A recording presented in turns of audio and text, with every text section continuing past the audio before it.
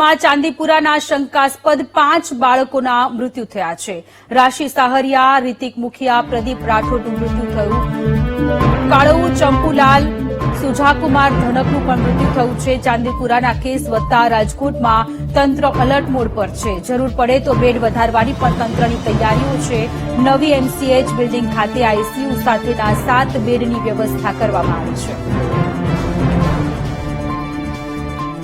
રાજકોટમાં ચાંદીપુરાના શંકાસ્પદ 5 જેટલા બાળકોએ જીવ ગુમાવ્યા છે। રાશિ સાહરિયા, રિતિક મુખિયા, પ્રદીપ રાઠોડનું મૃત્યુ થયું છે। કાળુ ચંપુલાલ, સુજાકુમાર ધનકનું પણ મૃત્યુ થયું છે। ચાંદીપુરાના કેસ વધતા રાજકોટમાં તંત્ર અત્યારે અલર્ટ મોડ પર છે। જરૂર પડે તો બેડ વધારવાની તંત્ર દ્વારા પણ તૈયારીઓ દર્શાવવામાં આવી રહી છે। આ સાથે નવી એમસીએચ બિલ્ડિંગ ખાતે આઈસીયુ સાથેના 7 બેડની વ્યવસ્થા કરવામાં આવી રહી છે। ત્યારે તંત્ર દ્વારા પણ અપીલ કરવામાં આવી રહી છે। પોતાના ઘરમાં સ્વચ્છતા રાખવામાં આવે આ પ્રકારની અપીલ પણ તંત્રએ કરી છે।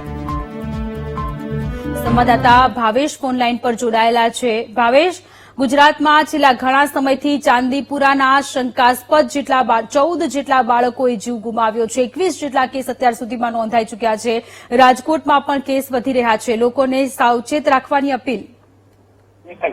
ખાસ કરીને સોનલ, જે પ્રમાણે હવે રાજ્યમાં ચાંદીપુરા વાયરસના અલગ અલગ કેસ છે તે મળી રહ્યા છે, તેને લઈને હવે રાજકોટમાં પણ 5 જેટલા જે શંકાસ્પદ કેસ છે તે ચાંદીપુરા વાયરસના મળી આવ્યા હતા। જોકે આ શંકાસ્પદ 5 દર્દીઓના મોત થયા છે। સિવિલ હોસ્પિટલ દ્વારા આ મામલે તપાસ હાથ ધરવામાં આવી રહી છે। જ્યારે આરોગ્ય વિભાગ મળી રહ્યું છે આ 5 કેસ રાજકોટ શહેર અને ગ્રામ્ય વિસ્તારના અલગ અલગ વિસ્તારના હતા। જ્યારે સિવિલ હોસ્પિટલમાં સારવાર હતા અને તે દરમિયાન તેમનું મોત થયું છે। ત્યારે હજુ પણ કન્ફર્મ નથી, પરંતુ 5 શંકાસ્પદ દર્દીઓના મોત થતા સિવિલ હોસ્પિટલમાં પણ હાહાકાર મચી જવા પામ્યો છે। બીજી તરફ આ મામલે સિવિલ હોસ્પિટલ તંત્રએ તૈયારી કરી છે। શંકાસ્પદ કેસને લઈને અલગ વોર્ડ છે તે બનાવવામાં આવ્યો છે અને હાલ જે દર્દીઓને કયા પ્રકારે આની સારવાર કરી શકાય તેને લઈને હવે જે છે સિવિલ તંત્ર તૈયાર જોવા મળી રહ્યું છે। જી ભાવેશ, આભાર તમામ વિગતો માટે। ચાંદીપુરા કેસના શંકાસ્પદ 5 કેસ અત્યારે આવેલા છે।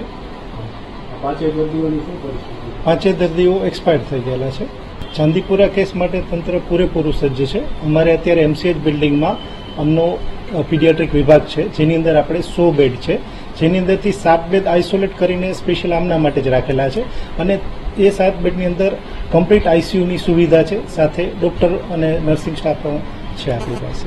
ચાંદીપુરા વાયરસ છે એ સેન્ટ ફ્લાયથી થતો રોગ છે। એનું વાહક જે છે ને સેન્ટ ફ્લાય છે। તો ઘરની અંદર જેટલી તિરાડો હોય એ તિરાડો ભૂરી દેવી જોઈએ અને જો કોઈને પણ શરદી, તાવ, ઉધરસ, બરાબર ઝાડા અથવા આંચકી જેવા કોઈ પણ લક્ષણ આવે તો તુરંત જ નજીકના ડોક્ટરને બતાવીને એની આગળની સારવાર કરવી જોઈએ।